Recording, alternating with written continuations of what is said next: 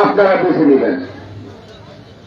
তিনজন পার্টির মধ্যে একজনকে বেছে নেবেন যে আপনাকে দেশে জ্ঞান দিতে। আমরা এই শেরপুর শহরে বা শেরপুরে এবারে সংসদ সদস্য আসন্ন কে হতে পারে তারা একত্রিত হয়েছেন। আপনাদের কাছে অনুরোধ হল, আমার সম্পর্কিত পরিচয় দিই। আমার নাম মোহাম্মদ তাজুল ইসলাম হেলাল, বাড়ি গাজী খামার ইউনিয়ন। আমি 2 বারের চেয়ারম্যান। আপনারা জানেন আমার এলাকায় একজন প্রার্থী আছে, সেটা হলো জামাত। আজকে প্রশ্ন করতে পারেন কেন আসেন। আমি 2 কথা বলে আমি আপনাদের কাছে তুলে নেব। আপনাদের কাছে অনুষ্ঠিত হয়েছে এই জন্য যে দেশ 30 লক্ষ লোক রক্ত দিয়ে দেশ স্বাধীন করেছে। করার পরে পরবর্তী এই জেনারেশন যখন এই বাংলাদেশে এসেছে, আজকে সে কোথায় আছে? বাংলাদেশে স্বাধীনতাকে ধ্বংস করে দিচ্ছে। আজকে মেড ইন ইন্ডিয়া হয়ে গেছেন, ঠিক কিনা? এখন কি চান যে 71 সেই পাকিস্তানিরা আবার এই বাংলাদেশে আসে ঢুকুক? এটা কি জানা পড়া?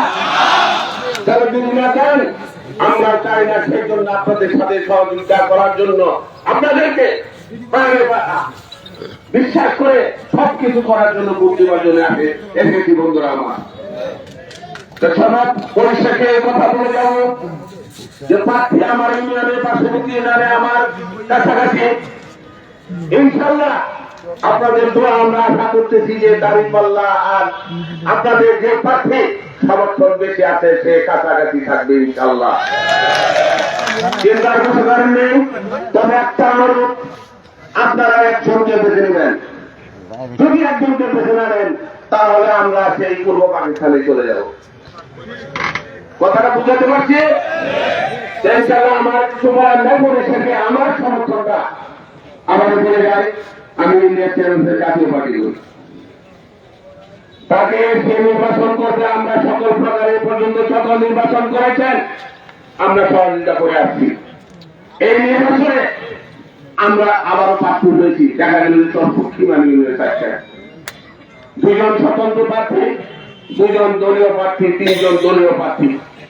এখন আমরা গত কয়েকদিন আগে আমরা 200 এই জাতীয় পার্টির নেতা কর্মী আমরা বসেছি, আলোচনা করেছি। সেই আলোচনা মোতাবেক আমরা আমার নেতাদেরকে সিদ্ধান্ত দিয়েছি।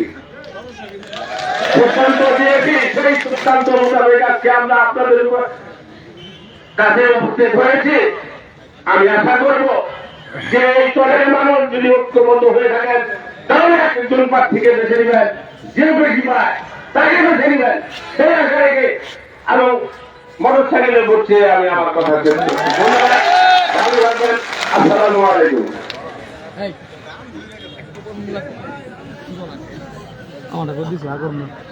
ধন্যবাদ। এখন আপনাদের মাঝে বক্তব্য দেবেন দলের চেয়ারম্যান কৃতি সন্তান সাবেক চেয়ারম্যান মুখলেস রহমান। সাবেক চেয়ারম্যান মুখলেস রহমানকে তিনি দেওয়ার জ্ঞাপন করছি। বিসমিল্লাহির রহমানির রহিম। জাতীয় সংসদ নির্বাচনের আজকের এই আলোচনা সভা